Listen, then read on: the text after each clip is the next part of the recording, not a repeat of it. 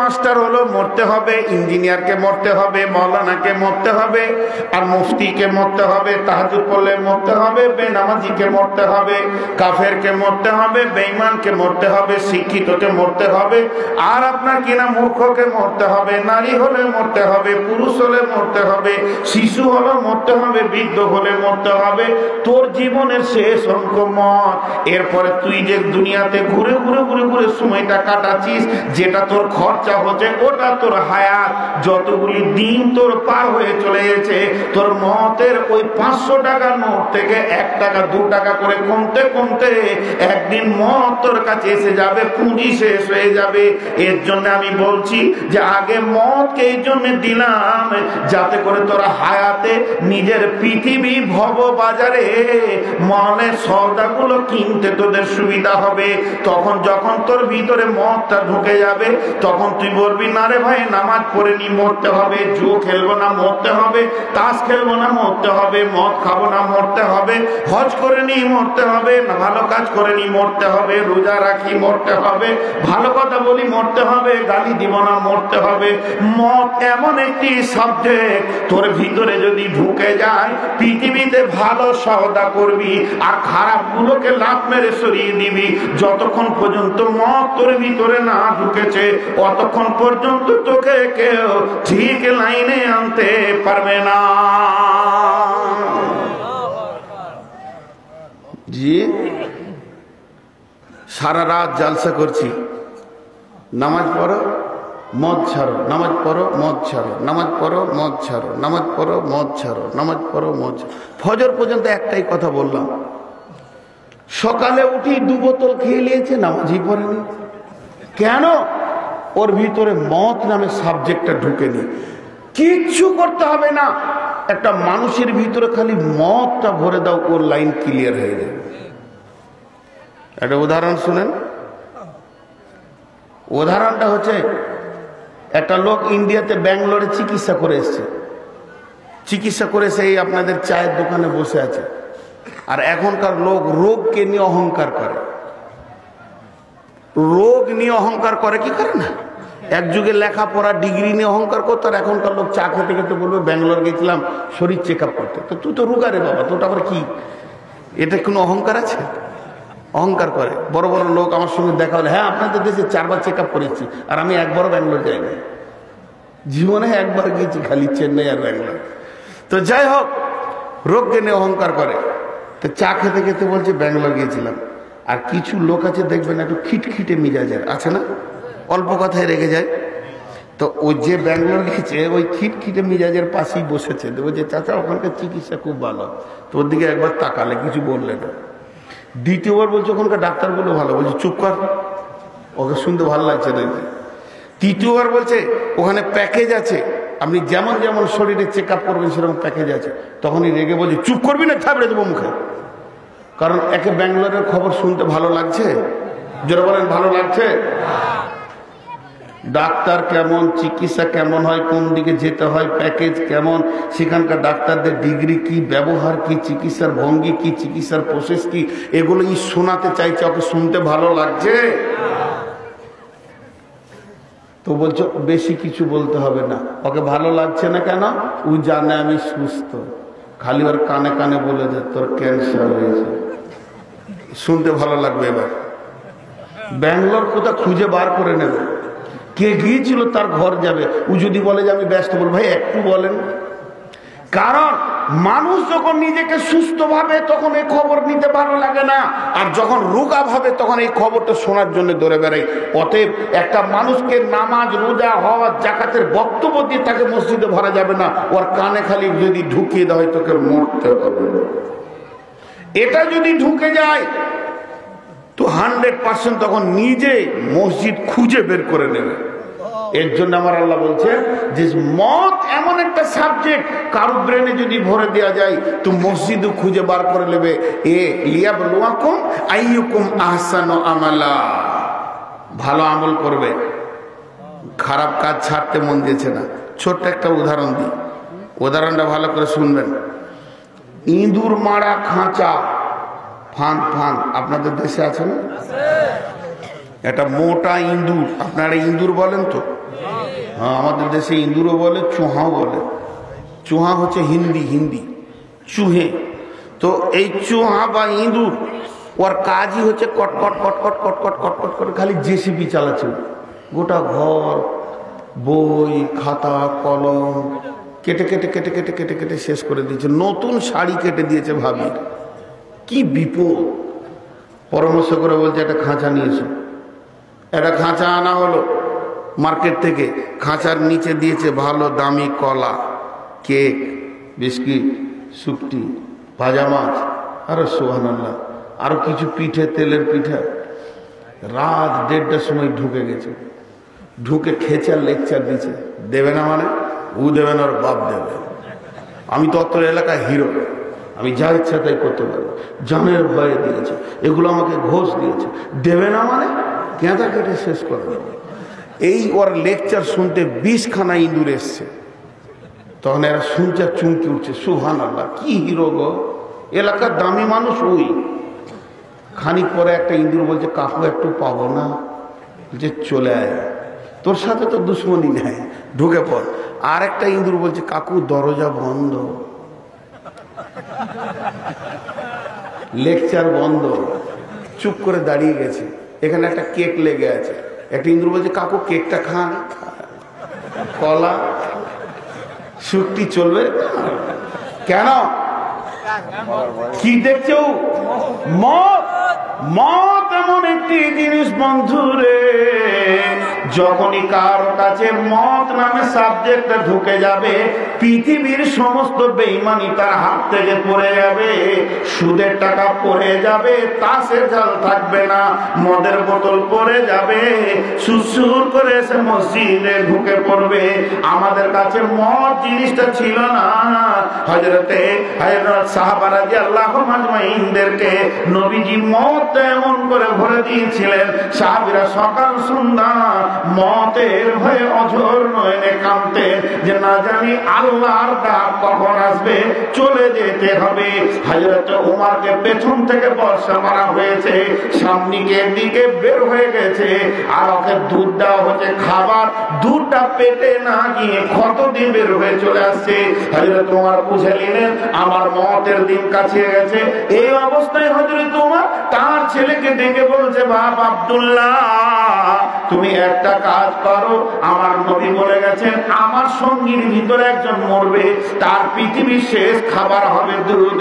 অতএব আজকে আমার মতের দিন কাছে গেছে, তুমি একবার আম্মাজান আয়েশার কাছে গিয়ে বলো, যেখানে নবীজি শুয়ে আছেন এটা তো আয়েশার ঘর, আয়েশার হুজরা, তো ওকে গিয়ে বলো আমার আব্বা উমর তার দুই বন্ধুর পাশে শুতে চাইছে, যদি আয়েশা পারমিশন দেয় তাহলে আবু বকরের পাশে আমাকে শুইয়ে দিও। বেটারে এই কথা নিয়ে আব্দু উমর হযরত আয়েশার কাছে গিয়ে বলেন, আম্মু জান আমার আব্বা বিদায় নিতে চলেছে, শুধু আপনার কাছে একটা পারমিশন নিতে এসেছি। আমার আব্বা চাইছেন তার দুইজন সঙ্গীর কাছে চিরনিদ্রায় থাকতে চাইছেন। আম্মা জান আয়েশা বললেন মঞ্জুর হয়ে গেছে, আমি তোমার আব্বাকে জায়গা দিয়ে দিব। এবার যে খোঁজ খবর শোনাচ্ছেন, ও আব্বা আপনার জন্য সুসংবাদ, আম্মা জান আয়েশা মেনে নিয়েছেন। এই সময় হযরত ওমর বলছেন, বেটা আব্দুল্লাহ, আমি খলিফা, আমি এখনো বেঁচে আছি, হতে পারে লজ্জায় সে আমাকে না বলতে পারেনি। তোমাকে বলছি, আমাকে যখন তুমি কাফনের সঙ্গে জড়িয়ে নিয়ে যাবে, খাটটাকে নিয়ে যাওয়ার পর ওই ঘরের দরজায় ঢোকার আগে আয়েশার কাছে আর একবার পারমিশন নেবে, তাহলে যদি সে পারমিশন দেয় তো দাফন করবে। এই অবস্থায় আব্দুল্লাহ নিচে বসে গেলেন, আর মাথাটাকে নিয়ে এই জায়গায় বাপের মাথাটা জানুর উপরে রেখেছে। হযরত ওমর বলছে, বেটা রে মাথাটা তোমার জায়গাতে রাখিও না, ও বেটা এই মাথাটা মাটিতে খানি ঘিসটাতে দাও, যদি তোমার আব্বাকে তোমার আল্লাহ মাফ করে। তাদের কি অনুশোচনা ছিল মওতের ব্যাপারে। আব্দুল্লাহ বলছেন ইবনে ওমর, উমরের বেটা, যে আব্বা আপনি এত ভয় করছেন কেন? মওতকে ভয় লাগছে? আপনি না রাদিয়াল্লাহু তাআলা আনহু আপনি রসুলের সাহাবী, আপনি দ্বিতীয় খলিফা, আপনার জন্য নবীজি বলেছেন লাউ কানা বাদি নবিয়ান কানা লাহু উমর, আমার পরে যদি কেউ নবী হতো তো উমর হতো। এইরকম মানুষ আপনি ভয় খাচ্ছেন কেন? হযরত উমর বলছে, বেটা আল্লাহর কসম আমি মওতকে ভয় খাইনি, মওতের পরে আমার আল্লাহ কি করবেন এই নিয়ে ভয় খাচ্ছি। জি ভাই, আমাদের সে অনুশোচনা নাই। যদি মদ সাবজেক্ট আমাদের মাথায় ঢুকে যায়, ওকে বলতে হবে না মসজিদ ঢোক আর মদের বোতল ছাড়, ছেড়ে দেবে। আমাদের কাছে মত নাই, আমরা লম্বা হায়াত নিয়েছি, পৃথিবী ধ্বংস হবে কিন্তু আমার মত হবে না। এইসব হায়াত নিয়ে আমরা বসে আছি। জি, মত একটা কঠিন সাবজেক্ট। আমরা মতকে নিয়ে এত গবেষণা করিনি না। আমার আল্লাহ বলছেন যে রে পৃথিবীর মানুষ শুনে রে, তোরা প্রতিনিয়তে যে খরচাটা চালিয়ে যাচ্ছি সেটা হায়াত। আপনাদের দেশে মুসলিমেরা জন্মদিন পালন করে, নাউজুবিল্লাহ, আস্তাগফিরুল্লাহ। আমাদের দেশে যতগুলি মুসলিম আছে হিন্দু বাদ দিয়ে, মুসলিমদের ভিতরে আমার মনে হয় হাজারে একটা যদি করে তো করে, হাজারে। আপনাদের বাংলাদেশে যতগুলো দিবস আছে ভারতবর্ষে অতগুলো পুজো নেই। এদেরকে যদি পায়খানা দিবস দেওয়া হয় তাও পালন করবে। হ্যাঁ, খালি দিবস দিয়ে বলছে যে জন্ম দিবস পালন করছে। কিছু উল্টো, জন্ম দিবস কি পালন করবি? দিবস স্মরণ করতে তো রসুল বলেছেন মওতের দিনকে, মওতকে স্মরণ কর। জন্মটা কি তোমার সুসংবাদ? প্রতিটা একটা সূর্য ডুবে গেল, তোমার জীবনের একটা দিন মাইনাস হলো, একটা সূর্য উঠলো মানে তুমি কবরে একদিন আগিয়ে গেলে। কতটা কি মালমেট রেস করেছে এটা দেখো। দিবস পেরেশান, কখন ক্লাস 3-তে পড়েছে প্রাইমারিতে 62টা ছেলে, এখন 28টা নাতিপুতা হয়ে গেছে, বলছে এখন আবার এক জায়গায় করে একটা পিকনিক স্পট করবো। সেই বুড়া গলা এদের খালি কি যে শয়তান কুতু কুতু লাগিয়ে রেখে দিয়েছে, কুতু কুতু লাগিয়ে রেখেছে শয়তান। সারা বছর একটা না একটা পার্টি, একটা না একটা পার্টি, একটা না একটা পার্টি। মওতকে খেয়াল আসবে, আখিরাতকে খেয়াল আসবে, মসজিদে বসে কাঁদবে, এ সময় নেই। খালি এই পার্টি করে উঠবে, ওই পার্টি করতে হবে, তার কাগজ ছাপো, তার দাওয়াত দাও, তাই এই করো, এই করে করে করে করে করে করে চক্রান্তের মধ্যে রেখে দিয়েছে। আমরা ছোটতে পড়েছিলাম সুকুমার রায়ের লেখা, কাতুকুতু বুড়োর কাছে যেও না খবরদার। সেই কাতুকুতু হয়ে গেছে এরা, যত বুড়াচ্ছে তত যৌবনের জোয়ার উঠছে। তো ভাইয়েরা আমার, মওত হচ্ছে একটা কঠিন সাবজেক্ট। এরপরে আল্লাহ তাবারাক ওয়া তাআলা বলছেন, আল্লাহু লা ইলাহা ইল্লাহু আল হাইয়ুল কাইয়্যুম লা তাখুযুহু সিনাতুন ওয়া লা নাওম লাহু মা ফিস সামাওয়াতি ওয়া মা ফিল আরদি মান যাল্লাযী ইয়াশফা'ু ইনদাহু ইল্লা বিইذনি ইয়ালামু মা বাইনা আইদিহিম ওয়া মা খালফাহুম ওয়া লা ইউহিতুনা বিশাইইন মিন ইলমিহি ইল্লা বিমা শাআ ওয়াসি'a কুরসিয়ুহুস সামাওয়াতি ওয়াল আরদা ওয়া লা ইয়াউদুহু হিফযুহুমা ওয়া হুয়াল আলিয়্যুল আযীম। আয়াতটার নাম কি? আয়াতুল কুরসি। কুরসি মানে সিংহাসন। এই আয়াতটা আল্লাহর সিংহাসনের বর্ণনা আছে। আয়াতটার ভিতরে 19টা সাবজেক্ট আছে। আয়াতটার তরজমা আল্লাহ সিংহাসন এবং একত্ববাদ ক্ষমতাকে নিয়ে আছে। আয়াতের তাফসীর আলাদা, কিন্তু নবীজি আয়াতটাতে একটা ফায়দা বর্ণনা করেছেন। এই আয়াতটা পড়লে একটা কি লাভ হয়, ওই লাভটা বর্ণনা করেছেন। দয়ার নবী বলছেন, এই আয়াতটার ভিতরে এমন একটি ক্ষমতা রয়েছে।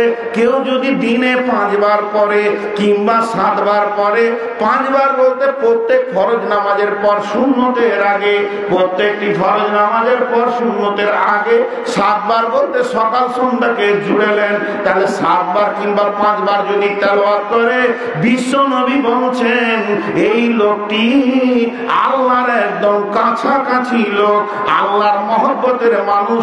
আল্লাহ ওকে দেখছে, ও আল্লাহকে দেখতে পেয়েছে না। মধ্যখানে একটা পর্দা রয়েছে, এই পর্দাটার কারণে ওই ব্যক্তিটা আল্লাহকে দেখতে পেয়েছে না। যেদিন পর্দাটা ফেটে যাবে, ছিঁড়ে যাবে, পড়ে যাবে, উড়ে যাবে, সেদিন এই লোকটি আল্লাহকে দেখতে পাবে। সাহাবীরা বললেন পর্দাটা কি? নবীজি বললেন মত।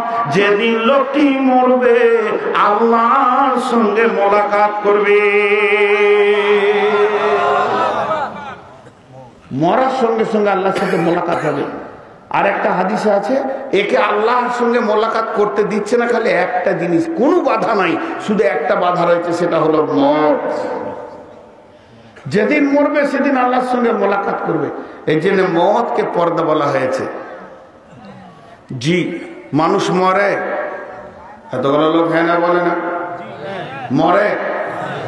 মানুষ মরে না। মানুষ যদি মরবে তাহলে হিসাব করা হবে। আপনাদের কুষ্টিয়ার লালন ফকির কি বলছে? কে বলে মানুষ মারে, আমি বুঝলাম না ব্যাপার। কে বলে মানুষ মারে, আমি বুঝলাম না ব্যাপার। মরলে মানুষ বিচার হবে কার? কে বলে মানুষ মরে, আমি বুঝলাম না ব্যাপার। এবার যে মানুষ মরে না। জি, আরেক জায়গায় বলছে খাঁচার ভিতর অচিনি পাখি, পাখি কেমনে আসে যায়। চিন্তাম যদি পাখিরে মোর, আমি বেরি দিতাম পাখির পায়, পাখি কেমনে আসে যায়। এ বলছে মানুষ মরে না। আর আব্দুল আলিম কি বলছে? পরের জমি পরের জায়গা, ঘর বানায় আমি রই, আমি তো সেই জমির মালিক নই, আমি তো সেই জমির মালিক নই। পরের জমি পরের জায়গা, ঘর বানায় আমি রই, আমি তো সেই জমির মালিক নই। কোরআন কি বলছে? মানুষ মরে? জোরে বলেন, মরে? মানুষ মরে না। জি, মানুষ কোনোদিন মরে না। এটা কোরআনও বলছে। এটা একটা তথ্য জগৎ, এটাকে দেহ তথ্য বলা হয়। এই তথ্য জগৎটা একটু খুলে দিই আপনাদের সামনে। শরীয়ত, তরিকত, হাকিকাত, মারিফত, তান্ত্রিক, তামাসিক, যান্ত্রিক, রাজসিক, 8টা এদের রসুল আছে, 8টা স্তর আছে। এই স্তরগুলো সব কোরআন থেকে ফিটিং করা যাবে, কিন্তু বর্তমান যেগুলো চলছে এগুলো ডুপ্লিসিটি চলছে। এই তথ্যগুলো আছে কোরআনে। তো কে বলে মানুষ মরে? এখন আপনাদেরকে যে কথাগুলো জিজ্ঞেস করব, আপনাদের যত অতীতের লোক মারা গেছে সব বেঁচে আছে, এখনই প্রমাণ হয়ে যাবে 5 মিনিটের ভিতরে। আর সেই প্রমাণটা যদি দেখতে চান, একটু আমার সঙ্গে এই তত্ত্ববহুল কথা, এগুলো ফিলোসফি, এগুলো ইসলাম দর্শন, একটু আপনারা মুখ খুলবেন। এই যে আমার বোতলে পানি আছে, এই পানিটাকে যে আমরা খাচ্ছি, এটাকে বাংলায় বলে ঢক ঢক। ঢক ঢক করে পানি খেলাম, 1 গ্লাস পানি ঢক ঢক করে খাওয়া। বাংলায় আপনাদের দেশে কি বলে? ঢক ঢক বলে কিনা? আচ্ছা, আর যেটা চা খায়, চুমক। কেউ যদি বলে আমি চা খাবো না, তো 1 চুমক লাও। চা খাওয়াটাকে কি বলে? চুমক। আর যেটা এরকম করে মধু দিয়ে চাটা, এটাকে কি বলে? খুব ভালো করে ব্যাকরণটা শুনেন, তাহলে এটা হলো চাটা। এটাকে বাংলায় বলে চাটা, উর্দুতে, হিন্দিতে বলে চিখা, চিখো, চাটো, চিখো। আরবিতে বলে জায়কা। আরবিতে কি বলে? জায়কা। সকলে বলেন কি বলে? জায়কা। এবার কোরআনে আয়াতটা লাগান। আল্লাহ কি বলছেন? বিসমিল্লাহির রহমানির রহিম। কুল্লু মানে সমস্ত, নাফসিন মানে আত্মা, কুল্লু নাফসিন সমস্ত আত্মা, কুল্লু মানে সমস্ত, নাফসিন মানে আত্মা, কুল্লু নাফসিন মানে সমস্ত আত্মা। জায়কা মানে চাটবে, জায়কা মানে স্বাদ গ্রহণ করবে, জায়কাতুল মত মতের স্বাদ গ্রহণ করবে। প্রত্যেকটি আত্মা মতকে চাটবে, প্রত্যেকটি আত্মা মতকে খাবে। কুল্লু নাফসিন জায়কাতুল মত, প্রত্যেকটি প্রাণীকে মতের স্বাদ গ্রহণ করতে হবে। তাহলে আমি মধু চাটলাম তো আমি মধু হয়ে গেলাম? তরকারি ঝাল নুনটা চাটলাম তো তরকারি হয়ে গেলাম? আমি এক গ্লাস দুধকে চিখে দেখলাম তো দুধ হয়ে গেলাম? তো কেউ মদকে চাটলে সে কি মরে যাবে? মরবে না। মদ হলো খাদ্য বস্তু। এবার কেমন খাদ্য বস্তু? যে বস্তুটা খাওয়া যায় তার দুটো জিনিস থাকতে হবে, তাকে দেখা যেতে হবে এবং স্বাদ থাকতে হবে। মদ দেখতেও পাওয়া যাবে, স্বাদও আছে, স্বাদটা পরে বলছি, আগে এটা প্রমাণ করি। এবার খাওয়া, যে কথাটা আপনাদেরকে আমার বক্তব্যের শুরুতে বললাম যে পৃথিবীর 50,000 বছর পূর্বে তকদির লেখা হয়েছে। জি ভাই, পৃথিবীর সৃষ্টির কত বছর পূর্বে? সময় বেশি হয়ে গেল, লোক উঠছে, ছেড়ে দিন। আচ্ছা আচ্ছা, বেশ ঠিক। তাহলে বিষয়টা খারাপ লাগছে নাকি? তাহলে পৃথিবী সৃষ্টির 50,000 পূর্বে আমার তকদির লেখা হয়েছে। তকদিরে প্রথম কি লেখা হয়েছে বললাম? কোন টাইম ওটাকে চাটবো, এবার খাদ্য বস্তু হিসেবে নেন, কোন টাইম ওটা চাটবো সেটা লেখা হয়েছে। উল্টো দিকে কেউ গুনতে পারবেন? পারবেন? 10, 9, 8, 7, 6, 5, 4, 3, 2, 1। কষ্ট হয়, যাই হোক, এটা প্র্যাকটিস করলে হয়ে যাবে। তো এবার 100 থেকে 1 থেকে 100 নয়, 100 থেকে 1। তাহলে মতের পেয়ালাটা আমার 100তে নামানো আছে নূর মোহাম্মদের, এখান থেকে ধরেন, আর 100 প্লেট খেলে আমার মতে পৌঁছে যাব আমি। আমার শেষ খাবার কি? মত। আজকে একটা উদাহরণ দিই। এখানকার একটা কমিটি আছে কয়ার, এই কমিটির লোক নিয়োগ করেছে মেহমান আসবে, প্রথমে চা দিব, ফল দিব, ভাত দিব, মাছ দিব, মাংস দিব, ডাল দিব, পানি দিব, টিস্যু ধরিয়ে দিব। টিস্যুর পরে আর কিছু মেহমান চাইলেও পাবে না, মেহমানকে বলবে গাড়িতে উঠে। আমাদের যা সিরিয়াল ছিল তা শেষ। আল্লাহ আমাদের সিরিয়াল রেখেছে, প্রথমে দেবে মায়ের বোঁটা, বুঝছেন কিনা, আর শেষে দিবে কি? মদ। শেষ প্লেটটা কি? মদ। তাহলে আমি যেদিন বোঁটা চুষেছি সেদিন আমার একটা প্লেট খালি হয়ে গেছে। কথাটা বোঝাতে পারছি তো? এই সিরিয়ালে আমরা কিন্তু চলছি রুজিতে। তাহলে শুনেলেন, যেদিন আমি পৃথিবীতে এসেছি প্রথমে মধু পেয়েছি কিংবা মুখে পানি পেয়েছি, তারপরে আমার দ্বিতীয় নম্বর সিরিয়াল লেগেছে কি? মায়ের বোঁটা। এই বোঁটা টানতে টানতে 2.5 বছর টেনেছি। তারপর আমার সামনে এসেছে বিস্কিট, এরপরে আসছে কেক। যেমন যেমন পেনিয়াম গুলো বের হচ্ছে তেমনি তেমনি মাল হাজির হচ্ছে। এখন 32টা পেনিয়াম এসে গেছে, বড় বড় গরু হজম হয়ে গেল। ভালারে রুটি চলছে, মাছ চলছে, আস্তে আস্তে পেনিয়াম গুলো খুলবে, তারপর আবার ক্ষীর শুরু হবে, এবার ওষুধ শুরু হবে, হতে হতে আমার শেষ খাবারের নাম হচ্ছে মদ। আল্লাহ বলছে কুল্লু নাফসিন যায়কাতুল মত। যেদিন তুই মদকে চাটবি সেদিন তোকে ফিরে চলে যেতে হবে। যে দেশে এসেছিলি ওই দেশে। আমরা এসেছি কাঞ্চন থেকে, যখনই শেষ গ্লাসের পানিটা খেয়ে নিব, যে গ্রাম থেকে এসেছি ওখানেই চলে যেতে হবে।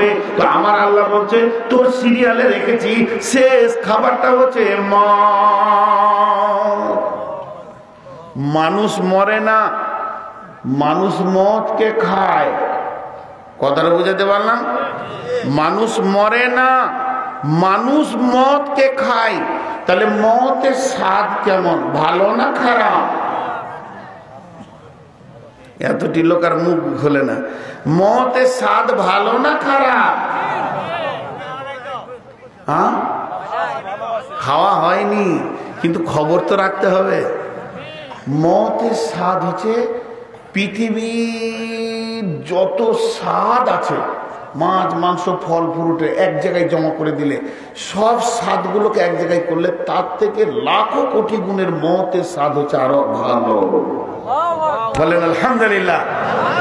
ভালো কেন?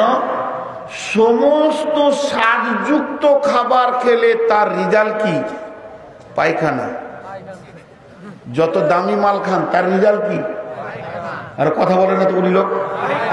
হ্যাঁ,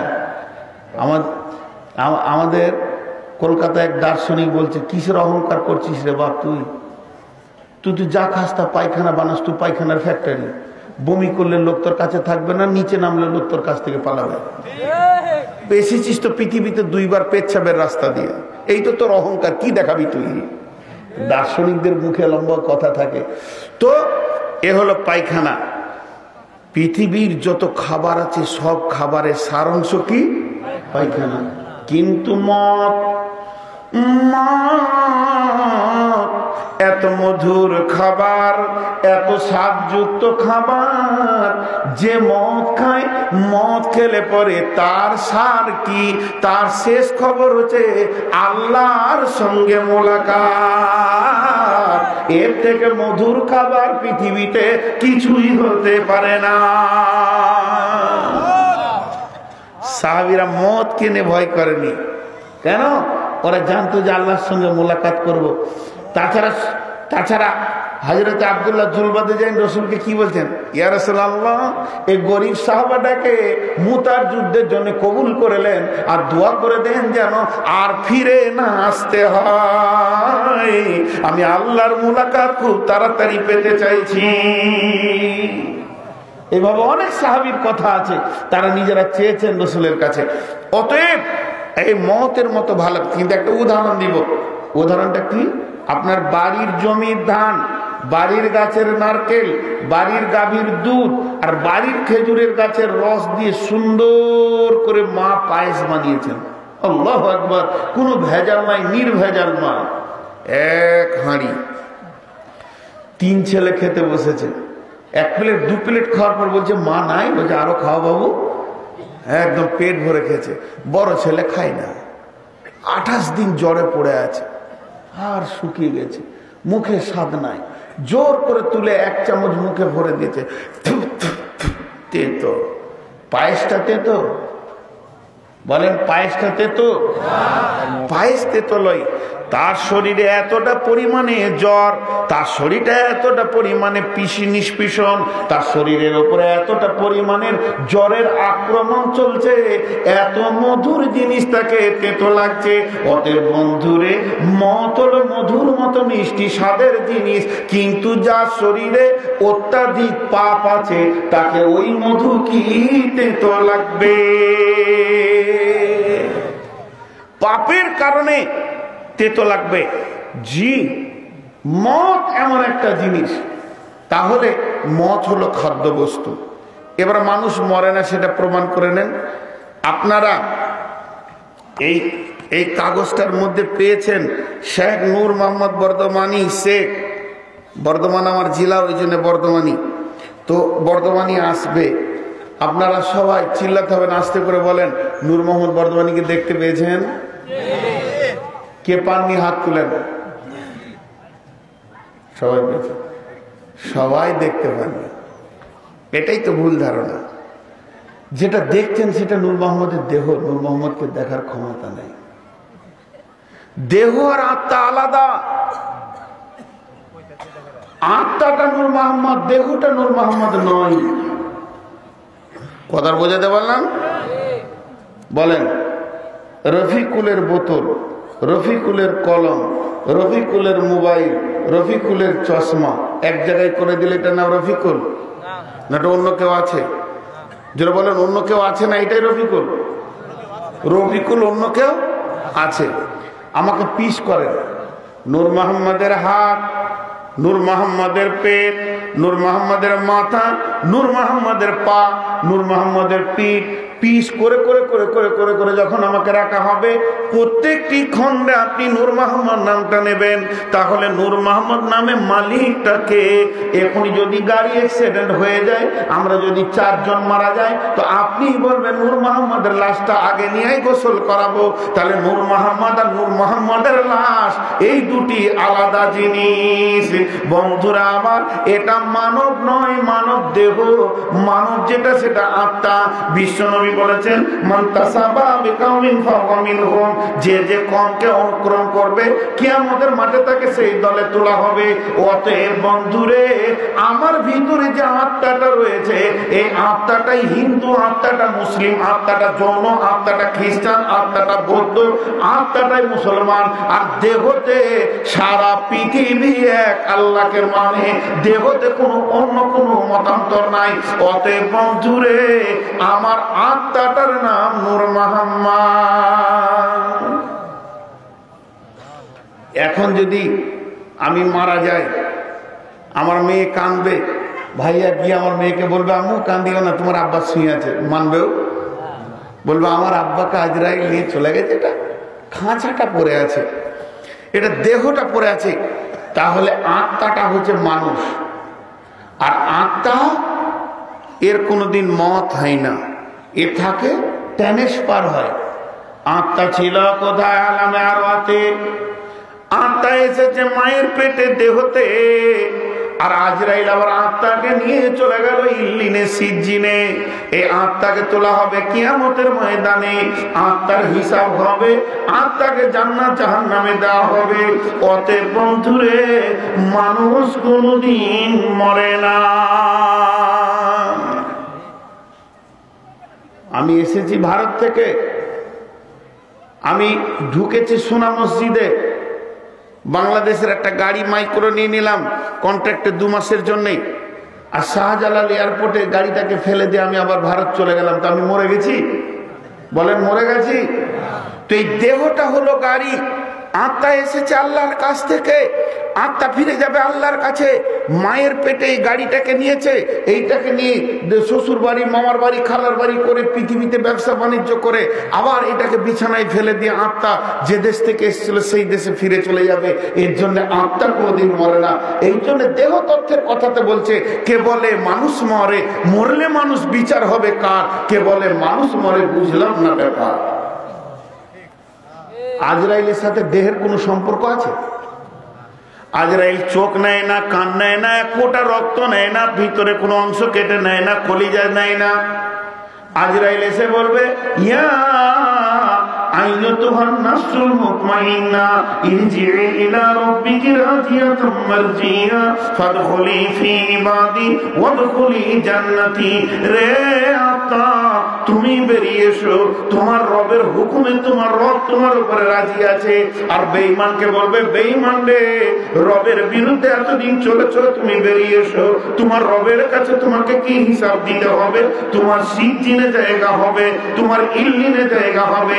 আত্মা দেহের কোনো অংশ নেয় না, দেহ তৈরি হয়েছে মাটি থেকে, দেহ ধ্বংস হয়ে যাবে মাটিতে। আত্মা এসেছে আল্লাহর কাছ থেকে, আত্মাকে ফিরে যেতে হবে আল্লাহর কাছে। আর আল্লাহ পাঠিয়েছেন আত্মাকে, আত্মাকে দেখে নেবেন আল্লাহ, হিসাব দিতে হবে আত্মাকে, দেহকে নয়। এর জন্য এক শ্রেণীর লোক বলছে মানুষ মরে না। মানুষ মরবে কেন? তাকে তো হিসাব দিতে হবে আল্লাহর কাছে গিয়ে, সে জীবনের সব হিসাব দেবে। জি ভাই, আমরা ভাবছি হয়তো কবরে গিয়ে দেখছি সব মরে গেল, চলে গেল, পচে গেল। জি না, যেটা বাঁধার তাকে বেঁধে নাই, এটা তো মাটির তৈরি খাঁচা, মাটিতেই নষ্ট হয়ে যায়। এটা তো শেষ হয়ে যাবে, ধ্বংসশীল। দেহ ধ্বংসশীল, আত্মা ধ্বংসশীল নাই। আত্মা ট্রান্সফার হয়, এখানে ছিল ওখানে চলে গেল। জি, ট্রান্সফার হলো। আল্লাহর কাছে কাল কয়টা? আমাদের কাল কয়টা? অতীত, বর্তমান, ভবিষ্যৎ। কাল কয়টা হলো? আর আল্লাহর কাছে একটা, বর্তমান। আল্লাহর অতীত ভবিষ্যৎ নেই। কেন?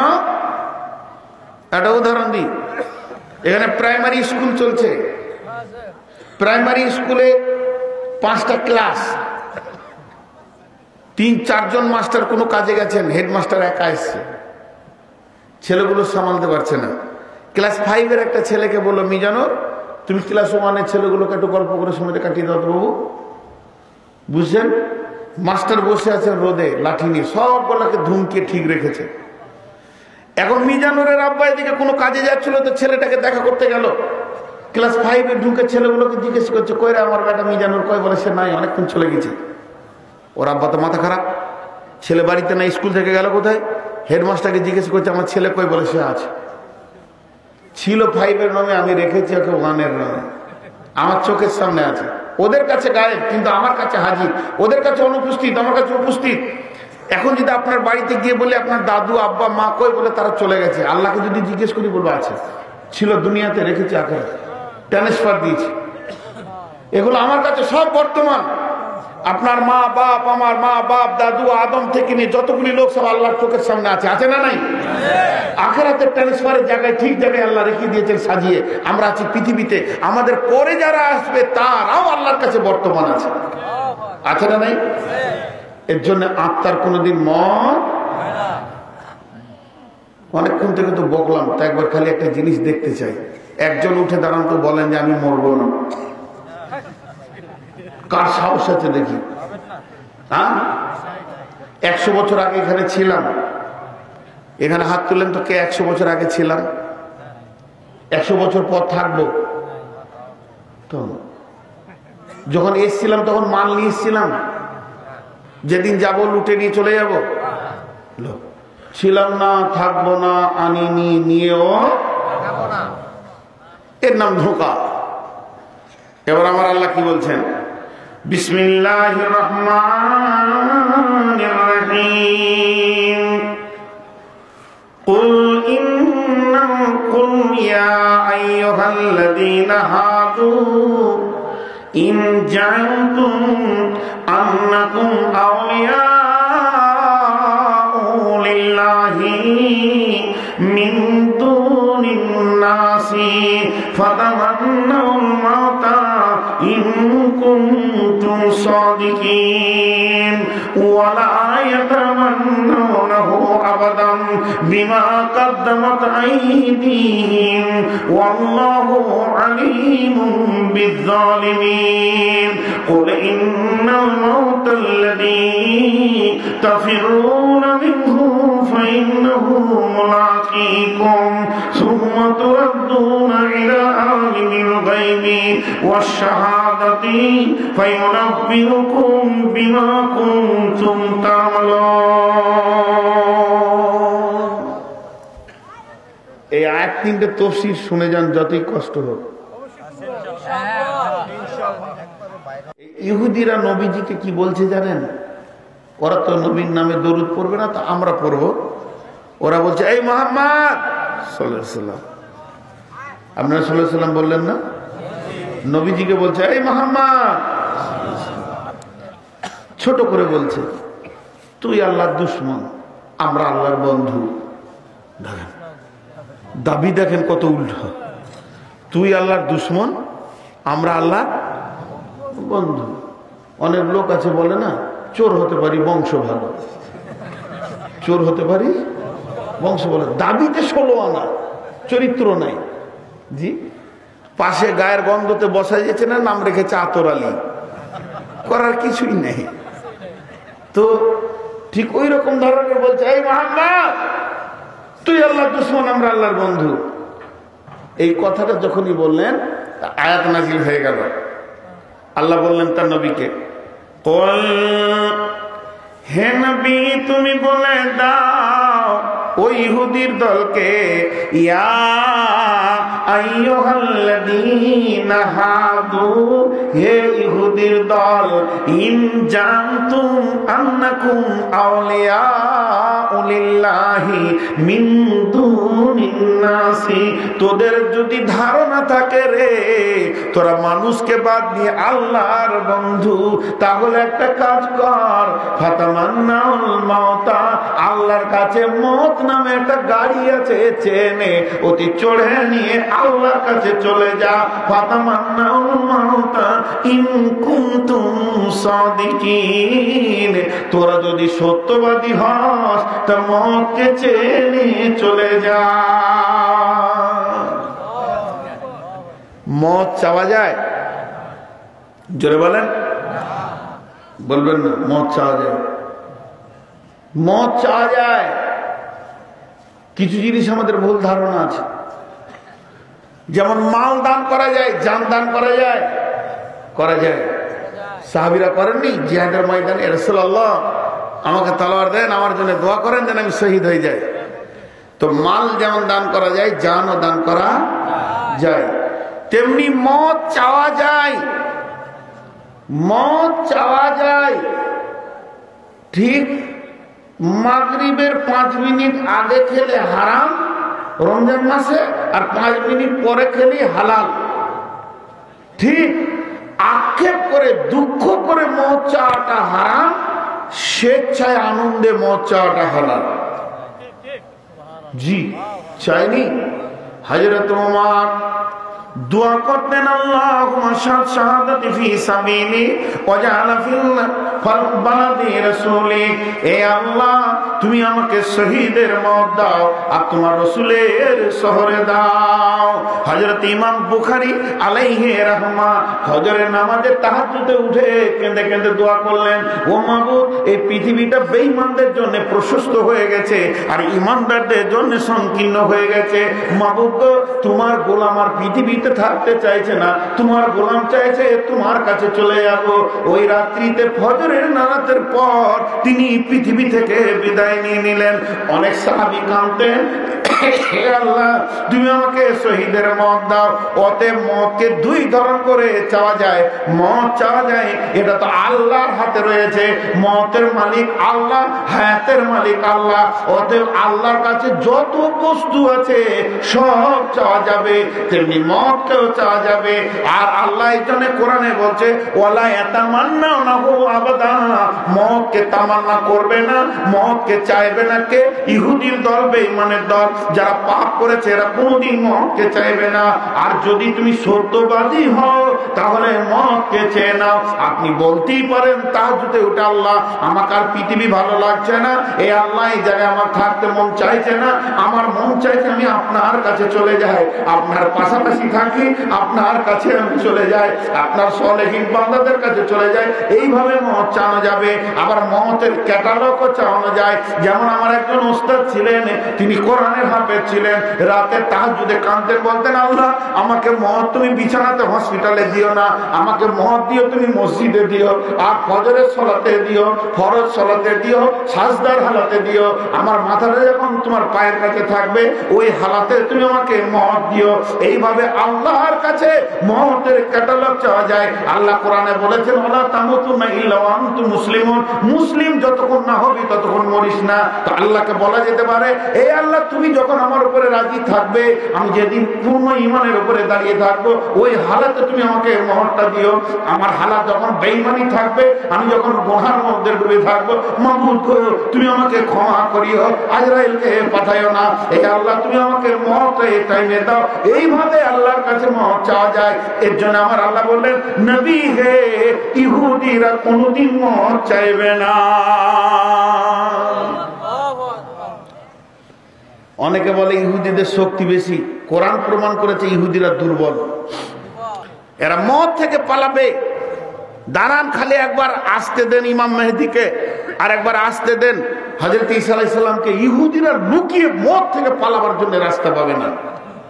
জি, তো মওত এমন একটা জিনিস যা তামান্না করা যায়, কিন্তু বেঈমানরা কোনোদিন মওতকে তামান্না করবে না।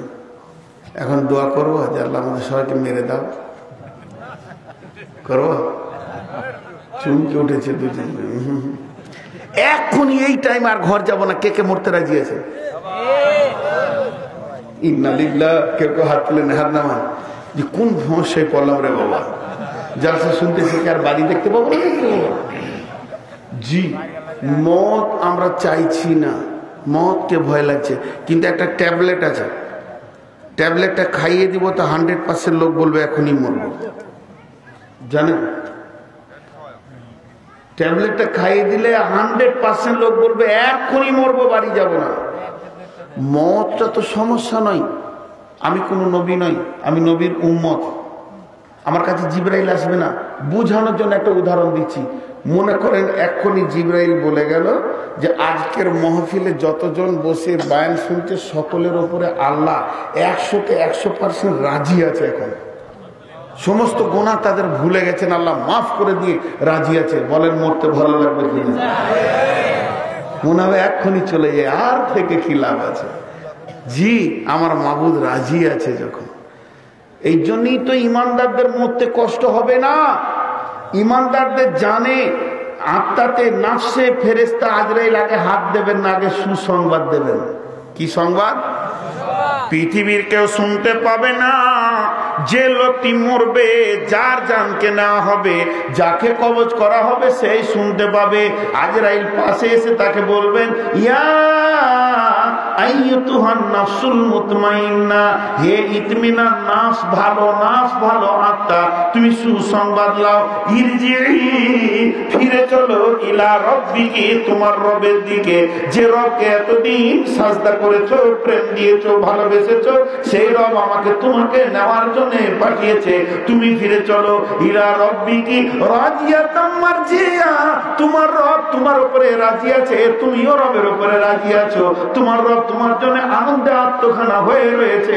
তুমি ফিরে চলো, ফিরে চলো। আর ফাদখুলি ফি ইবাদি, তোমার রব তোমাকে তার নেক বান্দাদের দলভুক্ত করবে।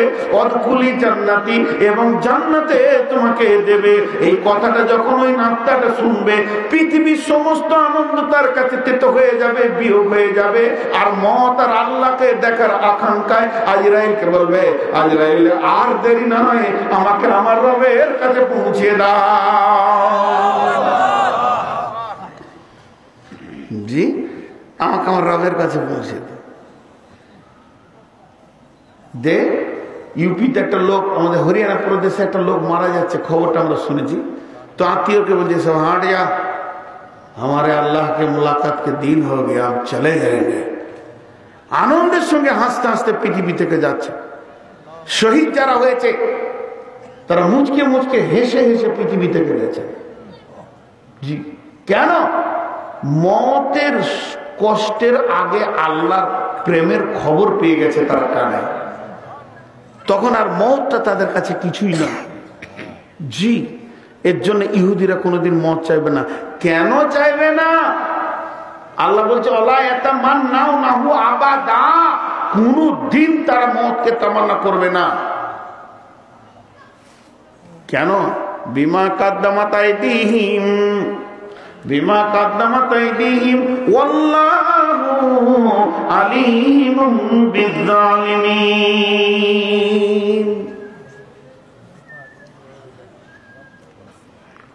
একটা লোক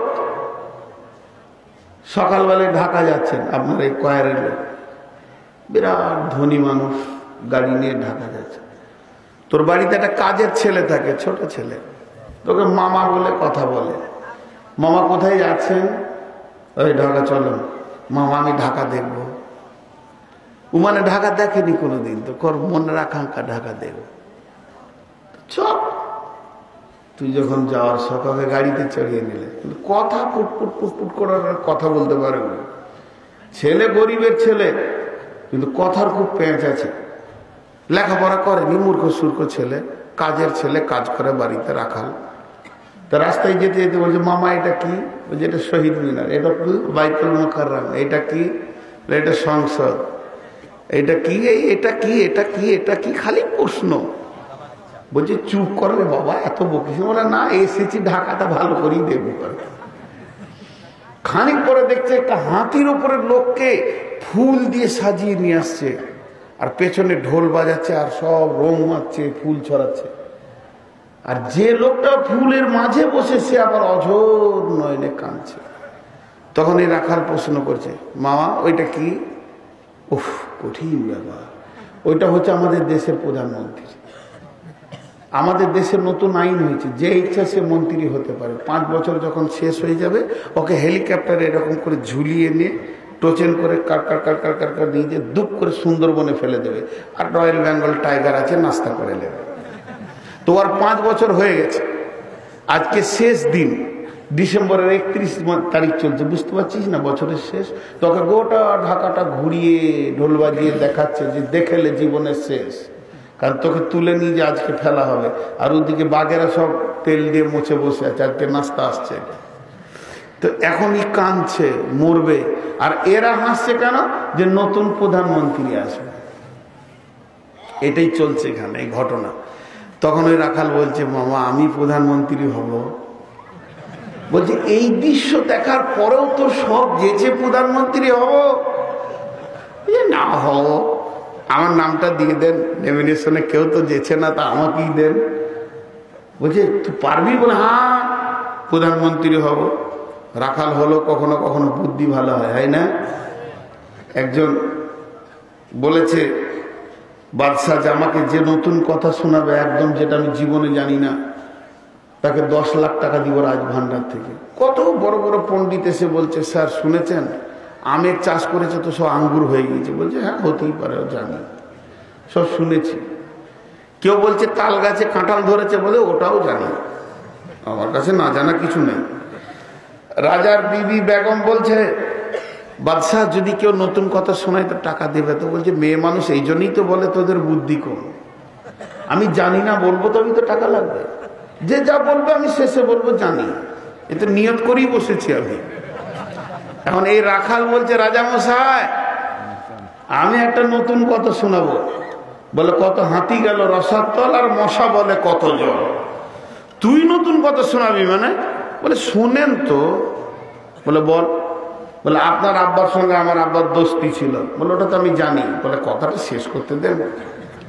আপনার আব্বার সঙ্গে আমার আব্বার দোস্তি ছিল, লেনদেনও ছিল।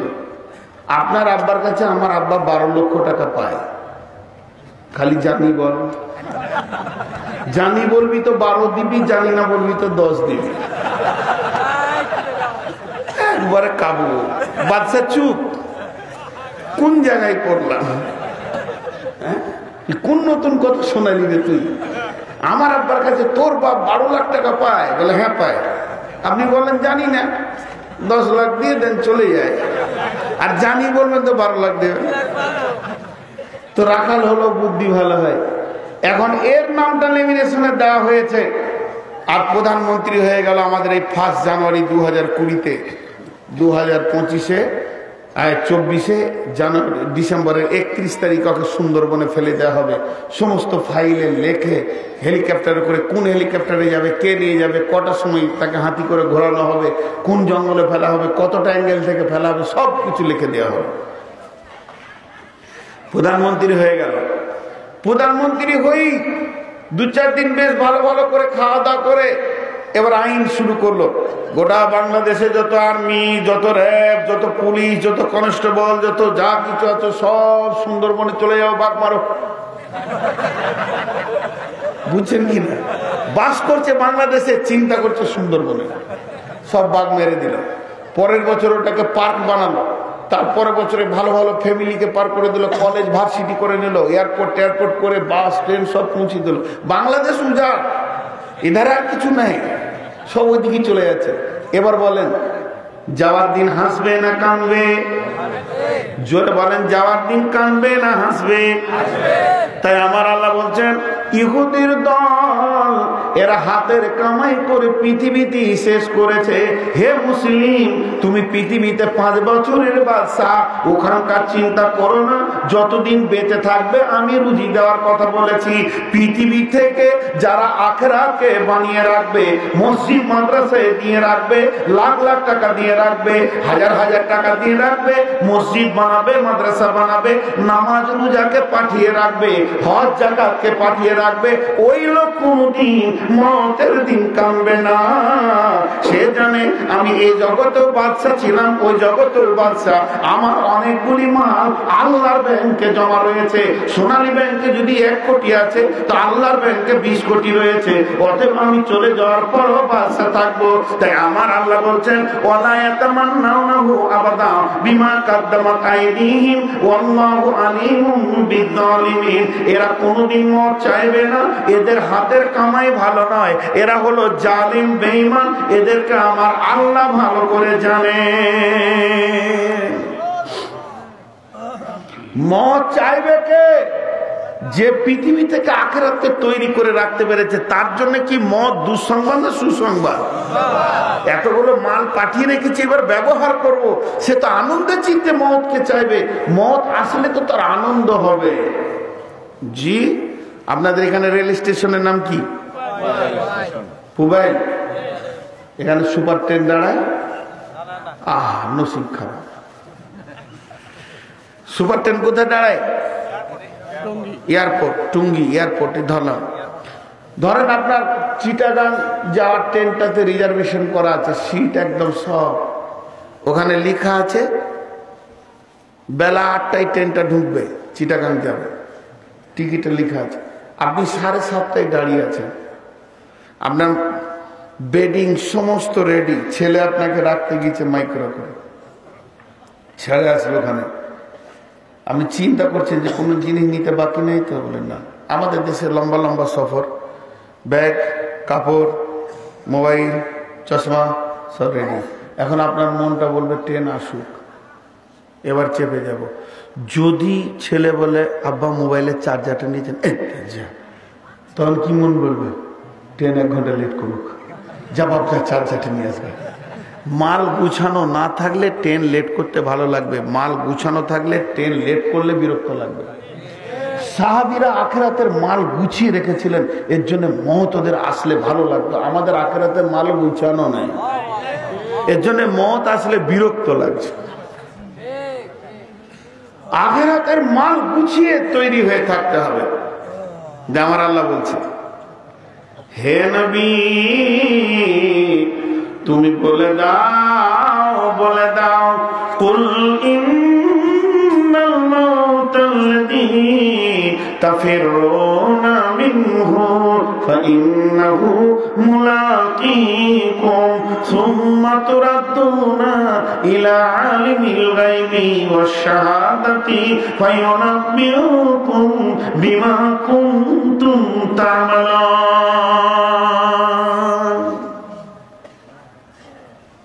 আল্লাহ বলছে তুই মত থেকে পালাবি আর মত চাইবি না, তা বলে কি মত যাবে না? যেটা বলেন, আমার কথাটা বুঝে উত্তর দেবেন, খুব সুন্দর ভাষাতে উত্তর দেবেন, চিল্লাবেন না। আমার সময় বুঝে আসুক চাই না আসুক, সে আসবে। এই কথা সবাই বলবেন। জি, আমার কাজ গুছানো হোক চাই না হোক, সে একদিন। আমার ছেলে মেয়ের বিয়ে হোক চাই না হোক, সে একদিন। আমার মন চাই না চাক, সে একদিন। কারো অপেক্ষা। আল্লাহ কয়েকটা চ্যালেঞ্জ দিয়েছেন, আমি মারবো। তুই কোথা মরবি বেআই আর জিন তামত, সেই জায়গাটাও ঠিক করে রেখেছি, কোথা মারবো। লা ইস্তাখিরুনা সাআতান ওয়া লা ইস্তাকদিমুন, 1 সেকেন্ড আগে পিছে হবে না। বিশ্ব যদি একদিকে হয়ে যায়, ওই টাইমেই মারবো। কি ভেবেছিস? আল্লাহর এই চ্যালেঞ্জকে কেউ কেটে দিতে পারবে? মারবই, ঠিক টাইমে মারবো, ঠিক জায়গাতে মারবো। কিন্তু মানুষ ধোঁকায় পড়ে আছে। একটা হলো জাহান্নাম আর একটা হলো মওত। একটা হলো জাহান্নাম আর একটা হলো মওত। দুইটা জিনিসের নাম দিলাম, একটা হলো জাহান্নাম আর একটা হলো। চেষ্টা করলে জাহান্নাম থেকে বাঁচা সম্ভব, কিন্তু মওত থেকে বাঁচা। হাজার চেষ্টা করলে মওত থেকে বাঁচা সম্ভব। আর একটু চেষ্টা করেন, যদি আপনি চেষ্টা করেন যে আমি জাহান্নামকে দেখবই না, সম্ভব কি সম্ভব নয়? যেটা সম্ভব সেটা আমরা করি না, যেটা অসম্ভব সেটা আমরা করি। রাত 12টায় পেটে লাগছে, ছেলের সঙ্গে সঙ্গে অ্যাম্বুলেন্সকে ফোন করলো, কুই কুই কুই কুই কুই করে নিয়ে চলে যাচ্ছে অ্যাম্বুলেন্স ঢাকা। মনে মনে ভাবছে যে এবার আমি বেঁচে যাব, বাঁচার জন্য পেরেশানি শুরু করেছে। ঢাকা চেক আপ করে বলছে এই সাংঘাতিক ব্যাপার, এরা আর চিল্লিয়ে মরে যা, ডাক্তার সাহেব কিছু ব্যবস্থা নেই। কিছুই করার নাই এখানে, শুধু একটু পেন হবে না, ব্যথাটা কিছুক্ষণের জন্য আপনি উপশম পাবেন, একটা ইঞ্জেকশন দিচ্ছি, এটা ব্যাঙ্গালোর যেতে হবে, ভেলোর যেতে হবে, তাছাড়া কোনো উপায় নাই। ইমার্জেন্সির সঙ্গে সঙ্গে ডাক্তার লিখে দিল, সঙ্গে সঙ্গে ভিসা লাগিয়ে একদম ইন্ডিয়ার একদম এয়ারপোর্টে এসে বসে আছে। মনে মনে ভাবছে ব্যাঙ্গালোর যাব, বেঁচে যাব। দুটো ইঞ্জেকশন দিয়েছে, এখন 2 দিন আর ব্যথাটা উঠবে না। ভিতরের ফাংশন খুব খারাপ। এয়ারপোর্টে বসে বসে দেখছে প্লেন তো এখনো 1.5 ঘন্টা বাকি আছে, বিড়ি টানতে লাগে। হারাম করে জাহান নামের খাবার ঠিক রেখেছে, আর মত থেকে বাঁচার জন্য মরছে। যেটা থেকে বাঁচা সম্ভব সেইটাকে ঠিক রেখে দিয়েছে, বাঁচতে চাইছে না। আর যেটা থেকে বাঁচা সম্ভব নয় ওইটাকে নিয়ে পেরেশান হয়ে যাচ্ছে। কথা বলছে, এটা ঠিক বুঝতে পেরেছেন? আমার আল্লাহ বলছেন, নবী হে তুমি আর একবার বলে দাও। সেটা কি বলো? ইন্নাল মাউতাল্লাযী তাফিরুনা মিনহু ফাইন্নাহু মুলাকীকুম। তোমরা মত থেকে যতই দূরে পালাবে পালাও না কেন, আর যত দূর যাবে যাও না কেন, মত একদিন তোমাকে মোলাকাত করে নিবে। তুমি মতকে ভুলে যাবে, কিন্তু মত তোমাকে ভুলেনি। জি, আমাদের অবস্থাটা কেমন? আল্লাহ কোরআনে বলেছেন, আলহাকু মুত্তাকাসুর হাত্তা যুরতুল মাকাবির। জোরে বলেন, আলহাকু মুত্তাকাসুর হাত্তা যুরতুল মাকাবির। একটা উদাহরণ দেব, তর্জমায় যাব না, এক উদাহরণে বুঝে নেবেন। এই যে আমরা এক লাইনে 4টা মানুষ বসে আছি, বুঝতে পারছেন? আমরা 4 বন্ধু। এবার তফসির শুনতে এসছি কয়েক, এখান থেকে 3 কিলোমিটার দূরে আমাদের বাড়ি, 2 কিলোমিটার দূরে বাড়ি। খুব ভালো করে শুনবেন। একটা রোড, যেমন আপনাদের ওই রেল লাইনটা পার হয়ে রোডটা খুব সুন্দর, ওই রকম গোটাই চকচকে রোড, এতটুকু খাল নাই। আর ওই রকম রোডে আমরা তফসির শুনে 4 বন্ধুতে হাঁটছি। এরই মাঝে পিডব্লিউ রোড কোম্পানি একটা জায়গায় রোডকে কেটে 20 ফুট খাল করেছে, ওখানে একটা ক্যালভেট তৈরি হবে, সাইড দিয়ে রাস্তা আছে। কিছু না হলো আমরা এই 4 জনে ওই রাস্তাটা প্রতিদিন এই 1 মাস কাটা আছে, কাজ চলেনি, না হলো 200 বার দেখেছি। আর আমাদের 3 জনের মাথা তো ওটা আছে, 3 জনেরই মাথায় আছে যে ওই জায়গাটা কাটা আছে, একটু মাঠ দিয়ে ঘুরে যেতে হবে। কিন্তু জালসা শোনা শেষ করে রোডে যখন আমরা 4 বন্ধুতে উঠেছি, গল্প শুরু করেছি। কিসের গল্প? কার বউ কত ভালো রাঁধতে পারে, বুঝতে পেরেছেন? আর কার বিল্ডিংটা কত সুন্দর। ইনি বলছেন আমার বিবির রান্না খেলে মনে হবে জান্নাতের খাবার খেয়েছি, তখন আমি বলছি আরশের খাবার খেয়েছি। এই যে গল্পটা এত অতিমাত্রায় চরমে উঠে গেছে। আর এত আনন্দের 4 জনেতে আমরা হাঁটছি, হাঁটতে হাঁটতে হাঁটতে হাঁটতে ওই খালটা যে আছে গাঢ়াটা, 4 জনের মাথা থেকেই সেটা হারিয়ে গেছে। আর একসঙ্গে 4 জনে দুঃখ করে পড়েছি। আর যেই পড়েছি তখন বিবেক খুলছে যে খাল আছে, তা লাভটা কি হলো? পড়ি তো গেলাম। তো আমার আল্লাহ বলছেন, আমার আল্লাহ বলছেন, তোরা দুনিয়া নামে হাই রোডে তোরা মাল আর ছেলে পিলে নিয়ে এত মেতে গেছিস, তোদের সামনে কবর নামে যে গাছটা রয়েছে এটা তোরা ভুলে গেছিস। আর যখন কবরে ঢুকছিস তখন তোদের চোখ খুলছে। আল-হাকুমুত-তাকাসুর, মালের প্রাচুর্য তোদেরকে পাগল করে রেখেছে। হাকুমুত-তাকাসুর হাত্তা যুরতুমুল, কবরে ঢুকছিস তখন তোর খেয়াল হচ্ছে লাভ কি হলো। তো আমার আল্লাহ বলছেন, শোন হে নবী, তুমি আরেকবার বলে দাও, ওরা মত থেকে যত দূর পালাবে পালাক না কেন, মত ওকে মোলাকাত করে নেবে। আমার মত ওকে মোলাকাত করে নেবে। জি, 3 জনেতে নিয়ত করেছি কমলাপুর যাব, ওখানে কাজ আছে। আমি আর ইনি দুজন চলে গেছি, সকালকার ফার্স্ট লোকাল ট্রেনটা ধরেছি। উনি আধা ঘন্টা লেট করে গেছেন, আপনাদের ক্ষতি স্যার। আর আমরা দুজন ঠিক টাইমে গিয়ে ট্রেনে উঠেছি, আর ট্রেনে উঠে আমাদের দুজনে খালি ওনারই বক্তব্য করছি। জীবনে সোজা হলো না, ওই রকমই চলন, লেট ছাড়া হাঁটে না। এই বলতে বলতে বলতে বলতে ট্রেনে গেছি আমরা। ট্রেনটা উঠে যখন টুঙ্গি পার হয়ে আপনার কিনা এয়ারপোর্ট পার হবে, এরকম জায়গায় লোকালটা দাঁড়িয়ে আছে। কপাল ভালো ছিল, চিটাগাং এক্সপ্রেসটাই সেখানে দাঁড়িয়ে গেছে, সিগন্যাল পাই।